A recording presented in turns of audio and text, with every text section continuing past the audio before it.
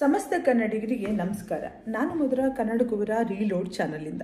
ಸ್ನೇಹಿತರೆ, ಮೊದಲೆಲ್ಲ ಮನೆ ಅಂತ ಕಟ್ಟೋದಾದ್ರೆ ಬರೀ ಕನ್ಸ್ಟ್ರಕ್ಷನ್ ಮಾತ್ರ ಇರ್ತಿತ್ತು. ಇವಾಗ ಒಂದು ಮನೆ ಕಟ್ತೀರಾ ಅಂದರೆ ಕನ್ಸ್ಟ್ರಕ್ಷನ್ ಜೊತೆ ಇಂಟೀರಿಯರ್ ಕೂಡ ಬರುತ್ತೆ. ಮೊದಲೆಲ್ಲ ಇಂಟೀರಿಯರ್ ಅಂತೆಲ್ಲ ಕಾನ್ಸೆಪ್ಟೇ ಇರಲಿಲ್ಲ. ಗೃಹ ಪ್ರವೇಶಕ್ಕೆ ರಿಲೇಷನ್ಸೋ ಫ್ರೆಂಡ್ಸೋ ಏನು ಗಿಫ್ಟ್ ಕೊಡ್ತಾರಲ್ಲ, ಅದರಲ್ಲಿರುವಂತಹ ಈ ಡೆಕೋರೇಟಿವ್ ಐಟಮ್ಸ್ನ ಆರ್ಟಿಕಲ್ಸ್ ಏನು ಬರ್ತಾ ಇತ್ತು, ಡೆಕೋರೇಟಿವ್ ಆರ್ಟಿಕಲ್ಸು ಶೋ ಪೀಸ್ಗಳಂತ ಏನಂತಿದ್ವಿ, ಅವುಗಳನ್ನು ಮನೆ ಹೆಂಗಸರು ಮನೆಗೆ ಚೆನ್ನಾಗಿ ಕಾಣಲಿ ಅಂತ ಅಲ್ಲಿ ಜೋಡಿಸ್ತಾ ಇದ್ವಿ. ಸೊ ಇವಾಗ ಹಾಗಲ್ಲ. ಇವಾಗ ಒಂದು ಮನೆ ಕಟ್ಟಿದ್ರೆ ಮನೆ ಜೊತೆ ಇಂಟೀರಿಯರ್ ಅನ್ನೋದು ಕಂಪಲ್ಸರಿ ಅಂತ ಆಗೋಗಿದೆ. ಎಷ್ಟೇ ಚಿಕ್ಕ ಮನೆ ಕಟ್ಟಲಿ, ದೊಡ್ಡ ಮನೆ ಕಟ್ಟಲಿ, ಇಂಡಿವಿಜುವಲ್ ಹೌಸ್ ಇರಲಿ ಅಥವಾ ಅಪಾರ್ಟ್ಮೆಂಟ್ಸ್ಗಳಲ್ಲಿ ಫ್ಲ್ಯಾಟ್ಗಳನ್ನ ತೊಗೊಳ್ಳಿ, ಎಲ್ಲ ಕಡೆನೂ ಈ ರೀತಿಯ ಇಂಟೀರಿಯರ್ಗಳು ಮಾಡೋದು ಕಾಮನ್. ಬಟ್ ಇಂಟೀರಿಯರ್ ಅಂತ ತಲೆಗೆ ಬಂದ ತಕ್ಷಣ ಹೆಂಗಾಗುತ್ತೆ ಅಂದರೆ, ವುಡನ್ ಇಂಟೀರಿಯರ್ ಅನ್ನೋ ಕಾನ್ಸೆಪ್ಟು ಆಲ್ಮೋಸ್ಟ್ ಎಲ್ಲರ ತಲೆಯಲ್ಲೂ, ಒಂದು ಇಂಟೀರಿಯರ್ ಅಂತ ಬಂದ ತಕ್ಷಣ ಲಾಟ್ಸ್ ಆಫ್ ವುಡ್ ವರ್ಕ್ಸ್ ಅಂತ ಅನಿಸುತ್ತೆ. ಬಟ್ ಇವಾಗ ವುಡನ್ ಇಂಟೀರಿಯರ್ ಜೊತೆ ಸಾಕಷ್ಟು ಬೇರೆ ಬೇರೆ ರೀತಿಯ ಇಂಟೀರಿಯರ್ಗಳು ಕೂಡ ಮಾರ್ಕೆಟಲ್ಲಿದೆ. ಫಾರ್ ಎಕ್ಸಾಂಪಲ್ SS ನ ಇಂಟೀರಿಯರ್ಸ್ ಇರ್ಬೋದು, ಅಲ್ಯೂಮಿನಿಯಂ ಇಂಟೀರಿಯರ್ಸ್ ಇರ್ಬೋದು, ಹೀಗೆ ಬೇರೆ ಬೇರೆ ರೀತಿಯ ಇಂಟೀರಿಯರ್ ಸೊಲ್ಯೂಷನ್ಗಳು ಮಾರ್ಕೆಟಲ್ಲಿ ಆಲ್ರೆಡಿ ಅವೈಲೇಬಲ್ ಇದೆ. ಬಟ್ ಏನು ಅಂದರೆ, ಕ್ಲಾಸಿಕ್ ವುಡ್ ಇಂಟೀರಿಯರ್ಗೆ ಹೋಗೋಕ್ಕಿಂತ ಬೇರೆ ಇಂಟೀರಿಯರ್ಗೆ ಹೋಗೋದು ಬೆಟರ್ ಅಂತ ಅನ್ಸುತ್ತೆ. ಯಾಕಂದ್ರೆ ವುಡ್ ಇಂಟೀರಿಯರ್ ಅಲ್ಲಿ ಕೆಲವೊಂದು ಪ್ರಾಬ್ಲಮ್ ಇದೆ. ಒಂದು, ಮಾಯಿಶ್ಚರ್ ಇಂದ ವುಡ್ ಬೇಗ ಹಾಳಾಗುತ್ತೆ. ವುಡ್ಡು ಹೊರಗಡೆ ವೆದರ್ಗೆ ತುಂಬಾ ರಿಯಾಕ್ಟ್ ಮಾಡುತ್ತೆ. ಮಳೆ ಬಂದಾಗ ಹಿಗ್ಗುವಂಥದ್ದು ಅಥವಾ ಬೇಸಿಗೆಯಲ್ಲಿ ಕುಗ್ಗುವಂಥದ್ದು, ಈ ರೀತಿಯ ಪ್ರಾಬ್ಲಮ್ ಇಂದ ಏನಾಗುತ್ತೆ ಅಂದ್ರೆ ಬೇಗ ವಸ್ತುಗಳು ಹಾಳಾಗುತ್ತೆ. ವುಡ್ ಇಂಟೀರಿಯರ್ ಅಲ್ಲಿ ಮತ್ತೊಂದು ಏನು ಸಮಸ್ಯೆ ಅಂದ್ರೆ, ವುಡ್ ಇಂಟೀರಿಯರ್ ಒಂದ್ಸರಿ ಇನ್ವೆಸ್ಟ್ ಮಾಡಿದ್ಮೇಲೆ ಆಯ್ತು, ಅಷ್ಟೇ ಇನ್ವೆಸ್ಟ್ಮೆಂಟ್, ಅಷ್ಟೇನೆ 5-6 ವರ್ಷಕ್ಕೆ ಒಂದೇ ನೀವು ತೆಗಿಬೇಕಾಗುತ್ತೆ. ಇಲ್ಲ ಅಂದ್ರೂ ಕೂಡ ಯಾವತ್ತಾದ್ರೂ ನೀವು ಅದನ್ನ ಚೇಂಜ್ ಮಾಡಿಸ್ತೀರಾ ಅಂದ್ರೆ ಅದರಿಂದ ರಿಟರ್ನ್ಸ್ ಏನೂ ಇಲ್ಲ. ನೀವೇ ದುಡ್ಡು ಖರ್ಚು ಮಾಡಿ ತೆಗೆಸ್ಬೇಕಾಗುತ್ತೆ, ತೆಗೆಸ್ಬಿಟ್ಟು ಬಿಸಾಕ್ಬೇಕಾಗುತ್ತೆ. ಬಟ್ ವುಡ್ ಇಂಟೀರಿಯರ್ ಇಂದ ಆಗುವಂತಹ ಸಮಸ್ಯೆಗಳನ್ನ ಓವರ್ಕಮ್ ಮಾಡೋದಕ್ಕೆ ಮಾರ್ಕೆಟ್ ಅಲ್ಲಿ ಹೇಳಿದ್ನಲ್ಲ, SS ಮತ್ತು ಅಲ್ಯೂಮಿನಿಯಂನ ಇಂಟೀರಿಯರ್ ಇದೆ ಅಂತ. ಬಟ್ SS ತುಂಬಾನೇ ಕಾಸ್ಟ್ಲಿ ಆಗುತ್ತೆ. ಅಲ್ಯೂಮಿನಿಯಂ ನಿಮಗೆ ವುಡ್ಗಿಂತನೂ ಕಡಿಮೆ ಅಥವಾ ವುಡ್ಡಿನ ರೇಟಲ್ಲೇ ಬಂದ್ಬಿಡುತ್ತೆ. ಬಟ್ ಲೈಫ್ ಟೈಮ್ ನೀವೆಷ್ಟು ದಿನ ಇಟ್ಕೊಬೇಕು ಅಂತ ಇಟ್ಕೋತೀರಾ ಅಷ್ಟು ವರ್ಷ ಅದು ಹೆಂಗಿದೆ ಹಾಗೆ ಇರುತ್ತೆ. ಏನು ವೆದರ್ ಜೊತೆ ರಿಯಾಕ್ಟ್ ಮಾಡೋದಿಲ್ಲ, ಸೌಂಡ್ ಬರೋದಿಲ್ಲ, ಏನೂ ಇಲ್ಲ. ಇನ್ನೊಂದೇನು ಅಂದರೆ, ನಾಳೆ ಒಂದು ದಿವಸ ಬೇಡ, ಈ ಡಿಸೈನ್ ಇಷ್ಟ ಆಗಿಲ್ಲ, ಪ್ಯಾಟರ್ನ್ ಹಳೇದಾಯಿತು, ಟ್ರೆಂಡ್ ಹೊರಟೋಯ್ತು ಅಂತ ಅಂದರೂ ಕೂಡ ನೀವು ಅದನ್ನು ತೆಗೆದು ಹೊಸದಾಗಿ ಮಾಡಿಸ್ತೀರಾ ಅಂದರೆ ನಿಮಗೆ ರಿಟರ್ನ್ ಇದ್ದೇ ಇದೆ. ಮೆಟಲ್ ಆಗಿರೋದ್ರಿಂದ ಅದಕ್ಕೆ ಅವತ್ತು ಕೂಡ ಒಳ್ಳೆ ಬೆಲೆ ಸಿಗುತ್ತೆ. ಇವತ್ತು ಒಂದು ಒಳ್ಳೆಯ ಅಲ್ಯೂಮಿನಿಯಂ ಇಂಟೀರಿಯರ್ನ ತೋರಿಸ್ತಾ ಇದ್ದೀನಿ. ಈ ಇಂಟೀರಿಯರ್ನ ನಮಗೆ ಪ್ರೆಸೆಂಟ್ ಮಾಡ್ತಾ ಇರೋರು ಬಿ ಇಂಟೀರಿಯರ್. ಬನ್ನಿ ಈ ಮನೆಯನ್ನ ನೋಡ್ಕೊಂಡ್ ಬರೋಣ. ಸೊ ಇವಾಗ ನಾವು ನೋಡ್ತಾ ಇರೋದು 3 BHK ಮನೆ. ತುಂಬಾನೇ ಹೈ ಕ್ಲಾಸ್ ಆಗಿ ಮಾಡಿದ್ದಾರೆ.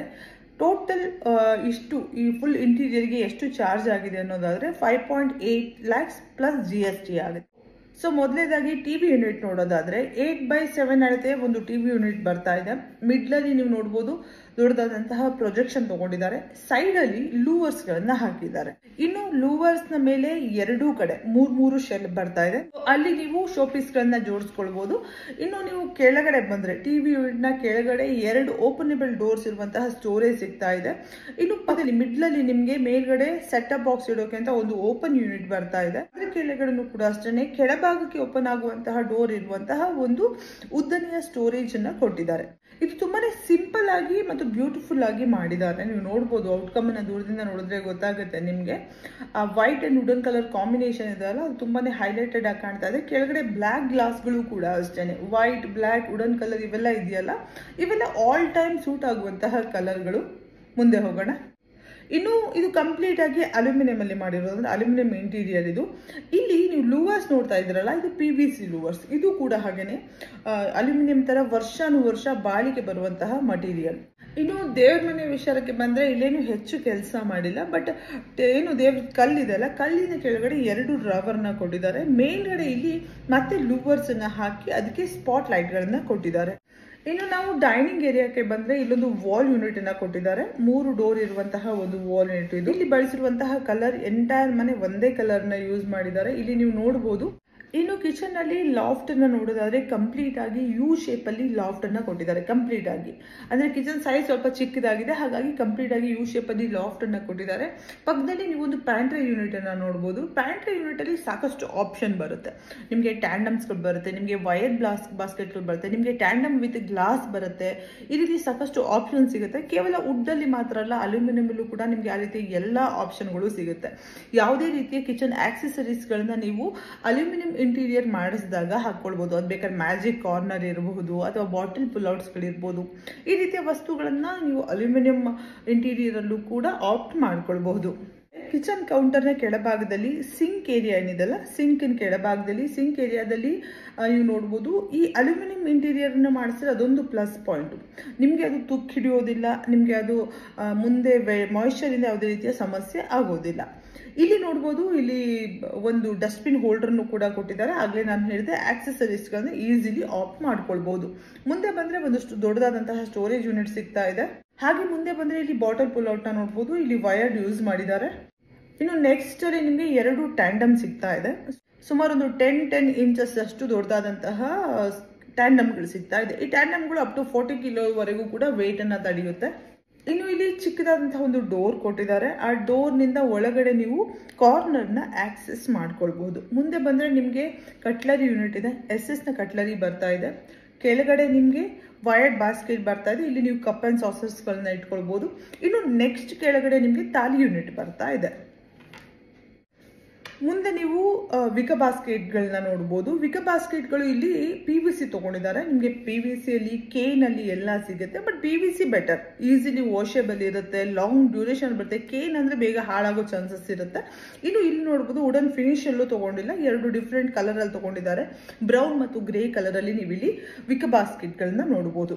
ಇನ್ನು ಮೇಲ್ಭಾಗದಲ್ಲಿ ನೋಡೋದಾದ್ರೆ ಈ ಕಡೆನೂ ಒಂದು ಸ್ಟೋರೇಜ್ ಬರ್ತಾ ಇದೆ. ಅಷ್ಟೇ ಅಲ್ಲದೆ ಮುಂದೆ ಬಂದ್ರೆ ಅಲ್ಲೊಂದು ನಿಮಗೆ ಗ್ಲಾಸ್ ಹಾಕಿರುವಂತಹ ಸ್ಟೋರೇಜ್ ಯೂನಿಟ್ ಕಾಣ್ತಾ ಇದೆ. ಇಲ್ಲಿ ನೋಡ್ಬೋದು ಡೋರ್ ಅನ್ನ ಬಟರ್ಫ್ಲೈ ಡೋರ್ಸ್ ಅನ್ನ ಕೊಟ್ಟಿದ್ದಾರೆ. ಅಂದ್ರೆ ಅದು ಓಪನ್ ಆಗೋದು ಹಾಗೆ, ಬಟರ್ಫ್ಲೈಸ್ ಹೆಂಗೆ ಓಪನ್ ಆಗುತ್ತಲ್ಲ ಹಾಗೆ ಓಪನ್ ಆಗುವಂತಹ ಒಂದು ವಾಲ್ ಯೂನಿಟ್ ಅನ್ನ ಇಲ್ಲಿ ನೋಡಬಹುದು.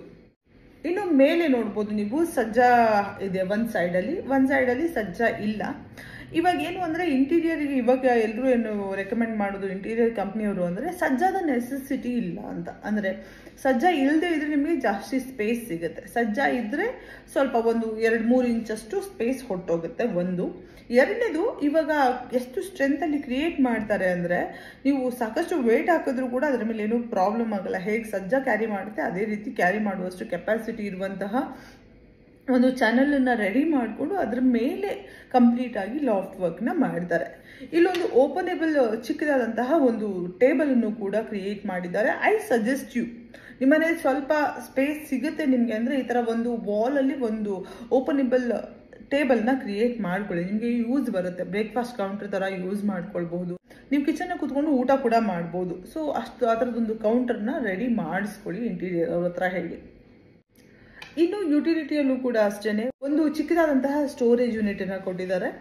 ಇದೇನು ಅಂದ್ರೆ ಮನೆಯಲ್ಲಿ ಒಳಗಡೆ ಸ್ಪೇಸ್ ಕಡಿಮೆ ಇರೋದ್ರಿಂದ ಕಂಪ್ಲೀಟ್ ಆಗಿ ಸ್ಟೋರೇಜ್ಗೆ ಅಂತ ಯುಟಿಲೈಸ್ ಮಾಡ್ಕೊಳ್ಳುವ ರೀತಿ ಪ್ಲಾನ್ ಮಾಡಿದ್ದಾರೆ ಇಲ್ಲಿ. ಇನ್ನು ಇಲ್ಲಿ ಮುಂದೆ ಬಂದ್ರೆ ಒಂದು ವ್ಯಾನಿಟಿ ನೋಡಬಹುದು. ವ್ಯಾನಿಟಿ ಮೇಲ್ಗಡೆ ಗ್ರಾನೈಟ್ ಹಾಕಿದ್ದಾರೆ, ಕೆಳಗಡೆ ಅಫ್ಕೋರ್ಸ್ ಅಲ್ಯೂಮಿನಿಯಂ ಅಲ್ಲೇ ಮಾಡಿರುವಂತದ್ದು ಆ ವ್ಯಾನಿಟಿನ. ಮೇಲ್ಗಡೆ ಮುಂದೆ ಅವರು ಸಿಂಕ್ ಹಾಕೊಳ್ಬಹುದು. ಇನ್ನು ಒಂದು ವಿಷಯ ಏನು ಅಂದ್ರೆ ಡಬಲ್ ಸೈಡ್ ಪ್ಯಾನಲಿಂಗ್ ನ ಕೊಟ್ಟಿದ್ದಾರೆ. ಡಬಲ್ ಸೈಡ್ ಹಾಕಿದ್ದಾರೆ, ಶೀಟ್ ನ 2 ಕಡೆ ಹಾಕಿದ್ದಾರೆ. ಇವಾಗ ಕಡಿಮೆ ಬಜೆಟ್ ಅಲ್ಲಿ ಆಗ್ಬೇಕು ಅಂದ್ರೆ ಸಿಂಗಲ್ ಸೈಡ್ ಹಾಕೊಳ್ಬಹುದು.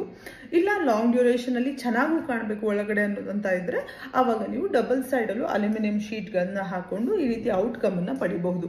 ಸೊ ನಾವಿನ್ನು ಮಾಸ್ಟರ್ ಬೆಡ್ರೂಮ್ ನ ನೋಡೋದಾದ್ರೆ ಮಾಸ್ಟರ್ ಬೆಡ್ರೂಮ್ ಸೈಜ್ ಬಂದು 11x12 ಇದೆ. ಇಲ್ಲಿ ವಾರ್ಡ್ರೋಬ್ ಏನಿದೆ ಅಲ್ಲ ಕಂಪ್ಲೀಟ್ ಆಗಿ 8x7 ಅಳತೆಯಲ್ಲಿ ವಾರ್ಡ್ರೋಬ್ ಬರ್ತಾ ಇದೆ. ಸೊ ಎಲ್ಲ ಕಡೆ ಸೇಮ್ ಕಲರ್ನ ಅಲ್ಯೂಮಿನಿಯಂ ಶೀಟ್ ಗಳನ್ನ ಈ ಕಸ್ಟಮರ್ ಚೂಸ್ ಮಾಡಿದ್ದಾರೆ. ಇನ್ನು ಮುಂದೆ ಬಂದ್ರೆ ಲಾಫ್ಟ್ ಅನ್ನ ನೋಡಬಹುದು. ಸುಮಾರು ಒಂದು 2.5 ಫೀಟ್ಗೆ 11 ಫೀಟ್ ಅಷ್ಟು ಲೆಂತ್ ಇರುವಂತಹ ಒಂದು ಲಾಫ್ಟ್ ಬರ್ತಾ ಇದೆ. ಕೆಳಗಡೆ ನೀವು ವಾರ್ಡ್ರೋಬ್ ಅನ್ನ ನೋಡಬಹುದು. ಇಲ್ಲಿ ಸ್ಲೈಡಿಂಗ್ ಡೋರ್ ಅನ್ನ ಹಾಕಿದ್ದಾರೆ. ಸ್ಲೈಡಿಂಗ್ ಡೋರ್ ಅಂದ್ರೆ ಸ್ಪೇಸ್ ಕಡಿಮೆ ಇದ್ರೆ ನೀವು ಸ್ಲೈಡಿಂಗ್ ಡೋರ್ಸ್ ನ ಹಾಕೊಳ್ಬಹುದು. ಇಲ್ಲ ಸ್ಪೇಸ್ ಇದೆ ಅಂತ ಹೇಳಿದ್ರೆ ಓಪನೇಬಲ್ ಡೋರ್ಸ್ಗೂ ಕೂಡ ಆಪ್ಷನ್ ಇದೆ. ಇಲ್ಲಿ ನಿಮ್ಗೆ ನೋಡಬಹುದು ಸ್ಲೈಡಿಂಗ್ ಚಾನೆಲ್ ಗಳನ್ನ ಏನ್ ಬಳಸಿದಾರಲ್ಲ, ಇಲ್ಲಿ ಎಬ್ಕೋದ ಸ್ಲೈಡಿಂಗ್ ಚಾನೆಲ್ ಗಳನ್ನ ಬಳಸಿದ್ದಾರೆ. ಬೇರೆ ಬೇರೆ ಕಂಪ್ನಿ ಸಿಗುತ್ತೆ, ಹಾಫ್ಲೆ, ಹೆಟೀಚ್ ಅಂತ ಬೇರೆ ಬೇರೆ ಕಂಪ್ನಿಗಳಿದೆ.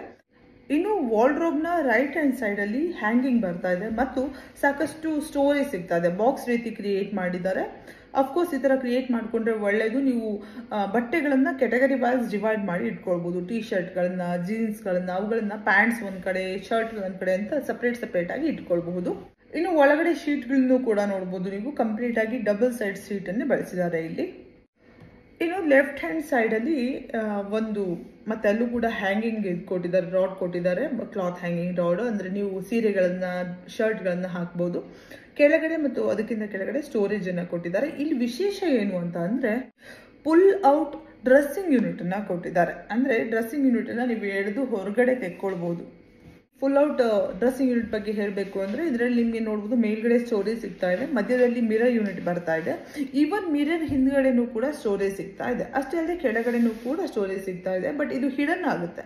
ಅಂದರೆ ನೀವು ಯೂಸ್ ಮಾಡಿದ ನಂತರ ಒಳಗಡೆ ತಳ್ಳಿಬಿಟ್ರೆ ಇದಿರೋದೇ ಗೊತ್ತಾಗೋದಿಲ್ಲ. ಸುಮ್ಮನೆ ನೀವು ಮುಂದೆ ಸ್ಲೈಡ್ ಎಳೆದ್ಬಿಟ್ರಂತೂ ಈ ಥರ ಒಂದು ಡ್ರೆಸ್ಸಿಂಗ್ ಯೂನಿಟ್ ನಿಮ್ಮ ರೂಮಲ್ಲಿ ಇದೆ ಅಂತಾನೆ ಗೊತ್ತಾಗೋದಿಲ್ಲ. ನೆಕ್ಸ್ಟ್ ನಾವು ನೋಡ್ತಾ ಇರುವಂಥದ್ದು ಸೆಕೆಂಡ್ ಬೆಡ್ರೂಮ್. ಸೆಕೆಂಡ್ ಬೆಡ್ರೂಮ್ ಅಲ್ಲೂ ಅಷ್ಟೇ ನಿಮಗೆ ವಾರ್ಡ್ರೋಬ್, ಲಾಫ್ಟ್ ಮತ್ತೆ ಎರಡೂ ಸೈಡು ಲಾಫ್ಟ್ ಬರ್ತಾ ಇದೆ. ಅಂದ್ರೆ ಅಪೋಸಿಟ್ ಸೈಡ್ ಅಲ್ಲಿ ಮೇಲ್ಗಡೆ ಲಾಫ್ಟ್ ಬರ್ತಾ ಇದೆ, ಒಂದ್ ಸೈಡ್ ಅಲ್ಲಿ ಕೆಳಗಡೆ ನಿಮ್ಗೆ ಇದು ಬರ್ತಾ ಇದೆ, ವಾರ್ಡ್ರೋಬ್ ಬರ್ತಾ ಇದೆ. ಇಲ್ಲೂ ಕೂಡ ಅಷ್ಟೇ ಸ್ಲೈಡಿಂಗ್ ವಾರ್ಡ್ರೋಬ್ ಡೋರ್ಸ್ ಅನ್ನ ಯೂಸ್ ಮಾಡಿದ್ದಾರೆ.